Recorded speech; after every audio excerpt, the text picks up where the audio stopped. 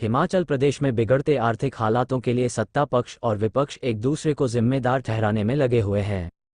कांग्रेस की सुखविंदर सिंह सुक्खू सरकार राज्य की बिगड़ती आर्थिक सेहत के लिए पूर्व की जयराम सरकार पर ठीकरा फोड़ रही है, लेकिन जयराम ठाकुर वर्तमान कांग्रेस की गलत नीतियों और फिजूल खर्ची को जिम्मेदार बता रहे हैं। जयराम ठाकुर ने आर्थिक संकट के बीच Himachal building and under construction worker welfare board के चेयरमैन की तनख्वाह में 1 लाख रुपए की बढ़ोतरी पर निशाना साधा है। नेता प्रतिपक्ष ने बिगड़ती आर्थिक स्थिति में चेयरमैन की सैलरी बढ़ाने और मंत्री सीपीएस की 2 महीने की सैलरी विलंबित लेने जैसे फैसलों को हास्यास्पद बताकर सवाल खड़े किए हैं। नेता प्रतिपक्ष जयराम ठाकुर ने कहा है कि बीजेपी के 5 साल के मुकाबले कांग्रेस ने 2 साल के कार्यकाल में ही ज्यादा कर्ज ले लिया है। कर्ज का आंकड़ा दिसंबर तक बढ़कर 1 लाख करोड़ से पार हो जाएगा। उन्होंने बताया कि बीजेपी ने 5 सालों में 19,600 करोड़ का कर्ज लिया, जबकि कांग्रेस ने 20 महीने में 24,176 करोड़ का कर्ज ले लिया है।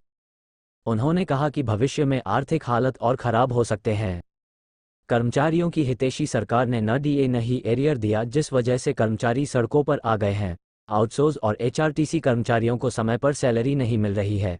ऐसी स्थिति में सीएम हास्यास्पद घोषणा कर रहे हैं। Himachal building and other construction worker welfare board के चेयरमैन की सैलरी 30,000 से बढ़ाकर सीधा 1 लाख कर दी है। उन्होंने कहा कि एक तरफ तो सरकार आर्थिक संकट की बात कर रही है, दूसरी तरफ इस तरह के फैसले ले जा रहे हैं। पंजाब दस्तक के लिए सुरेंद्र राणा की रिपोर्ट।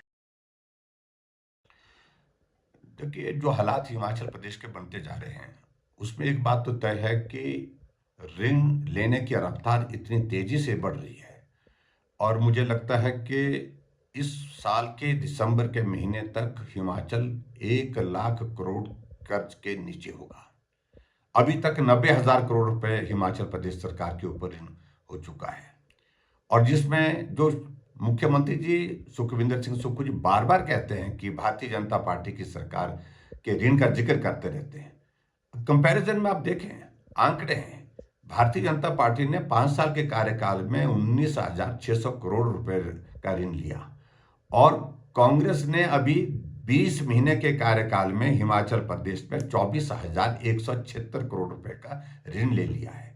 यानी कि जितना हमने 5 साल में लिया उससे ज्यादा, उससे बहुत ज्यादा ऋण उन्होंने 20 महीने में ले लिया और आने वाले समय में हिमाचल प्रदेश की स्थिति बहुत खराब होने वाली है। इस बात को लेकर के हमको मान करके चलना पड़ेगा और हैरानी तो इस बात को लेकर के है कि जो कर्मचारियों की जो भविष्य निधि होती है, जो जीपीएफ होता है, जिसको कर्मचारी अपने कठिन वक्त के लिए सुरक्षित रख करके काटता रहता है और उसमें से ही उन्होंने 2810 यानी कि 2,810 करोड़ रुपए जो है उनने उसके अगेंस्ट लोन ले लिया।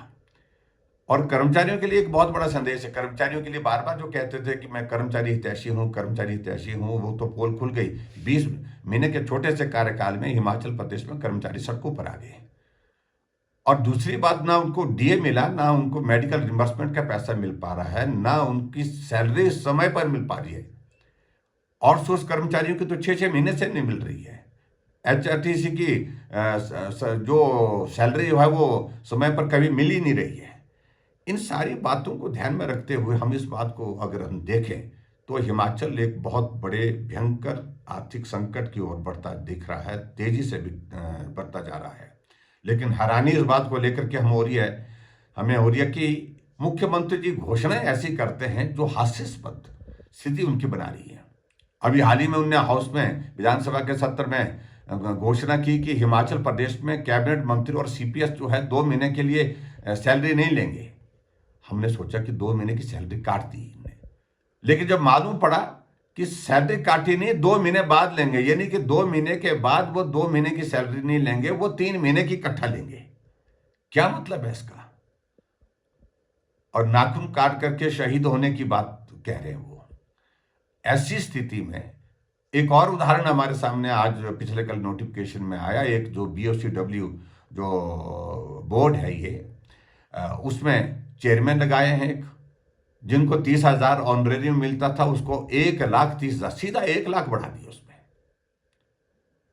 और ये सारी चीजों को लेकर के मुख्यमंत्री जी अपनी स्थिति को हास्यास्पद बनाए जा रहे हैं, मजाक का विषय बनते जा रहे हैं। एक तरफ आप बहुत सारी बातें कह रहे हैं कि हम आर्थिक तंगी के दौर में से गुजर रहे हैं, कुछ सख्त फैसले लेने पड़ेंगे, तो आप हटाइए ना, सीपीएस को क्यों नहीं हटाते हैं?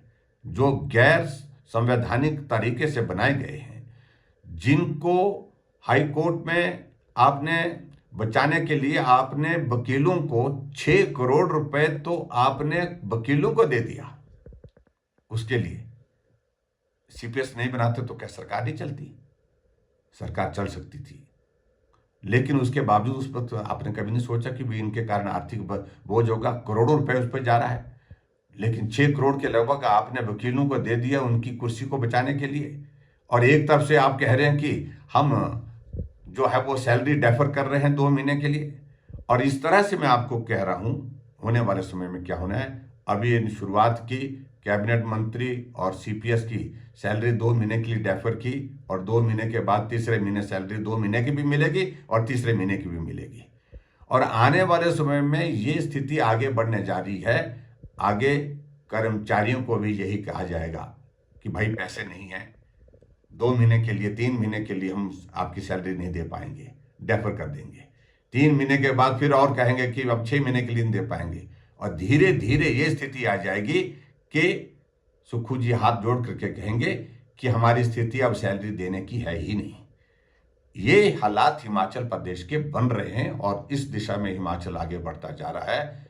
हम सब लोगों को इस सारे विषय को लेकर के चिंता है, और खास तौर से मैं देख रहा हूं जो राहुल गांधी का एक मॉडल, जो फ्री बीज का, जो पर्टिकुलरली एक हर बात को लेकर के वो हर जगह जहां भी चुनाव होता है तो वहां जाकर के कहते हैं कि गारंटी खटाखट खटाखट खटाखट।